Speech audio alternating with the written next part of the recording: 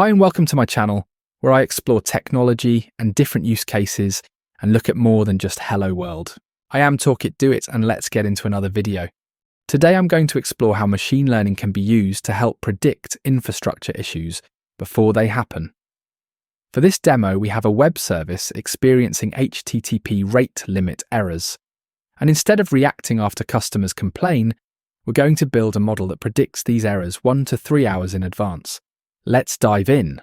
Before we jump into the notebook, let me show you how to set up the environment and generate our mock dataset. In a real scenario, this would be data from your Prometheus or monitoring stack. But for this demo, I've created a script that generates realistic data. First, we create a Python virtual environment. This keeps our dependencies isolated. Now we activate it. I have already installed the dependencies, NumPy and Pandas for data manipulation, XGBoost for machine learning, and matplotlib for visualization. Now I'm going to run the data generator. This script creates 30 days of realistic Prometheus metrics, request rates, response times, CPU usage, and importantly, HTTP rate limit errors. The data includes realistic patterns like business hour spikes, weekend drops, and random traffic variations. Now let's open the notebook and start building our predictive model. We select the Python kernel that we want to use. I'm using VS Code to run the notebook cells. We will again import our libraries for the notebook, Pandas for data, XGBoost for machine learning, and matplotlib for visualization. I just needed to update the directory name for reading the mock data. All imports are successful. Here we're loading 30 days of production data from our web service.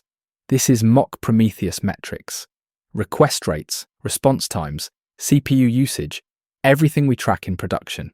Great, we can read the mock data we generated. Let's look at what data we have. Each row is 1 hour of metrics. We're tracking request rates, response times, CPU usage, memory, and most importantly, whether a 429 error occurred during that hour. So what's the problem? Over these 30 days, we experienced 47 429 errors. That's about 6% error rate. Our current rate limit is 1,200 requests per minute, but our peak traffic reaches over 2,000. That's bad. Customers are being blocked. Let's run this cell and then look at this graph.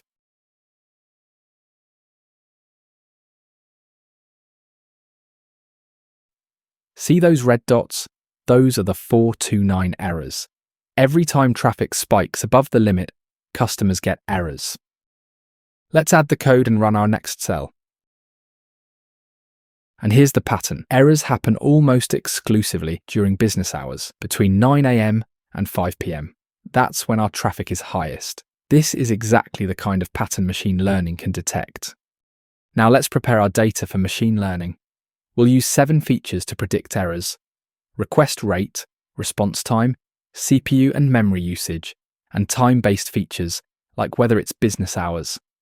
These are the patterns the model will learn from.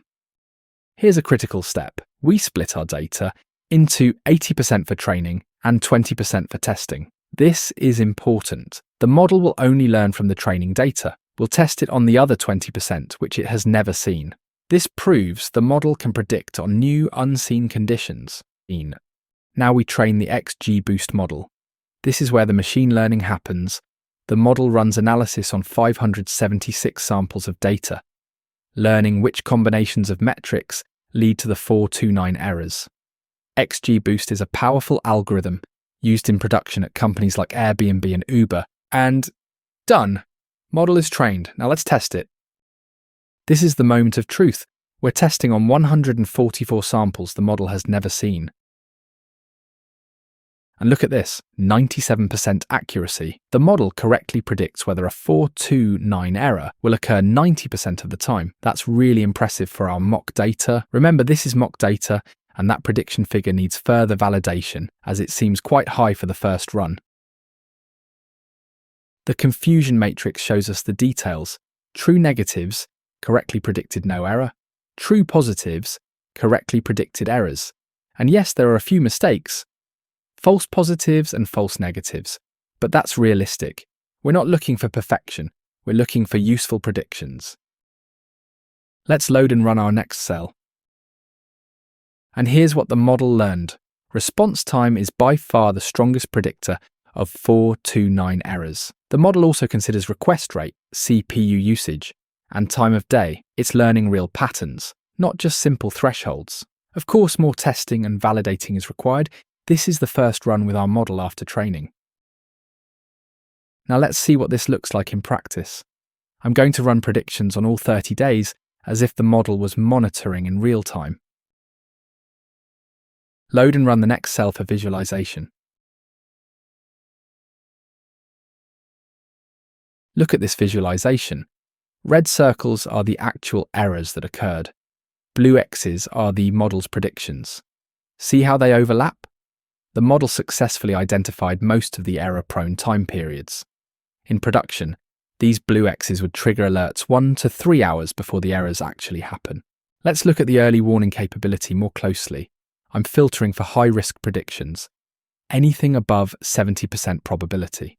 We identified dozens of high-risk time periods, and of those high-risk predictions, the model was right about 80 to 90% of the time.